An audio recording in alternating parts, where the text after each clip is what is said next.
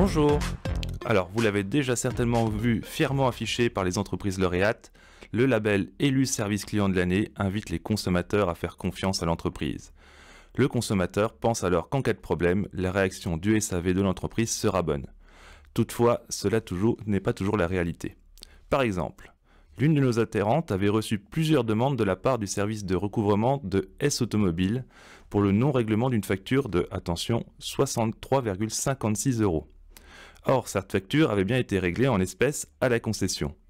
Malgré de nombreux appels aux services concernés, qui nous avaient indiqué avoir connaissance de la situation, aucune régularisation n'intervenait. Idem après l'envoi d'un mail. Nous avons donc été dans l'obligation d'adresser un courrier au service recouvrement pour que la situation soit enfin débloquée après plusieurs semaines. Pourtant, l'entreprise S affiche fièrement avoir été élue service client de l'année 2024. Alors, comment est-il possible qu'une entreprise ayant décroché ce titre ne parvienne pas à résoudre immédiatement un litige aussi simple? Alors, en 2024, il y a eu 49 entreprises qui ont décroché ce titre et dans certains cas, c'est pas sans poser question. Par exemple, le service SNCF Connect fait partie des gagnantes, alors même qu'elle accumule les plaintes d'utilisateurs au point d'afficher une infamante note de 1,2 sur 5, donc la note minimale étant 1, sur la plateforme d'avis en ligne Trustpilot. Aux côtés de la SNCF Connect, on va aussi retrouver par exemple le Centre européen de formation, qui était quand même aussi le lauréat des Cactus de la Conso en 2021, qui est donc une récompense décernée par le magazine 60 millions de consommateurs pour les plus mauvaises entreprises, alors même que les litiges avec ce centre sont toujours récurrents. Mais comment ces entreprises ont-elles fait pour obtenir ce trophée? Alors pour répondre à cette question, il va falloir s'intéresser au fonctionnement de ce label. Dans un premier temps, il faut savoir que pour participer à l'événement, chaque participant doit verser pour l'édition 2024 la somme de 13 680 €. L'entreprise peut ainsi s'inscrire dans l'une des 95 catégories ouvertes et le règlement du concours prévoit que 3 candidats minimum doivent être inscrits dans une catégorie. Les heureux élus devront ensuite verser la somme supplémentaire de 21 600 € pour pouvoir utiliser le logo sur leur site web et dans leur publicité. Mais alors comment sont désignés les gagnants de lauréates et quels sont les critères d'évaluation?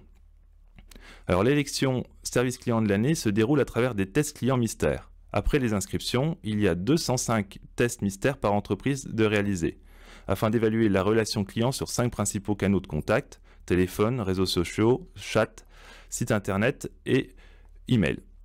La qualité de la relation client est mesurée sur 10 à 15 critères tels que l'empathie, la personnalisation et la réactivité. Un seul gagnant est désigné par univers de consommation avec une note globale supérieure à 12,5 sur 20. Pour en revenir à la SNCF, le magazine 60 millions de consommateurs indique que l'application SNCF Connect elle-même a fait l'objet de seulement 3 tests auprès de clients mystères. Des résultats qui, malgré tout, ont été jugés suffisamment concluants pour permettre à l'entreprise d'arborer le logo. Donc selon les catégories, avec seulement 3 participants et une note minimale à atteindre de 12,5 pour obtenir la récompense, on comprend rapidement que ce label a des limites. En 2025, on a aussi constaté qu'Orange avait obtenu le titre, alors même que notre association a constaté une très forte dégradation de son service client ces derniers mois. À titre d'exemple, dans un dossier où la ligne fixe de notre adhérent ne fonctionne plus, Orange ne propose aucune solution après plus de 3 mois, n'a toujours pas non plus répondu au médiateur des télécoms. Il convient donc d'être vigilant avec ce prix qui récompense parfois des entreprises avec qui il est difficile de résoudre les litiges, comme le Centre européen de formation ou la SNCF. Et pour conclure, service client de l'année, produit de l'année, saveur de l'année, donc c'est autant de pseudo-labels qui ne veulent rien dire, qui sont décernés par des sociétés privées en termes d'un processus plus ou moins rigoureux. Ils n'ont qu'un but, derrière un semblant de sérieux, attirer l'œil des consommateurs. Je vous remercie pour votre attention.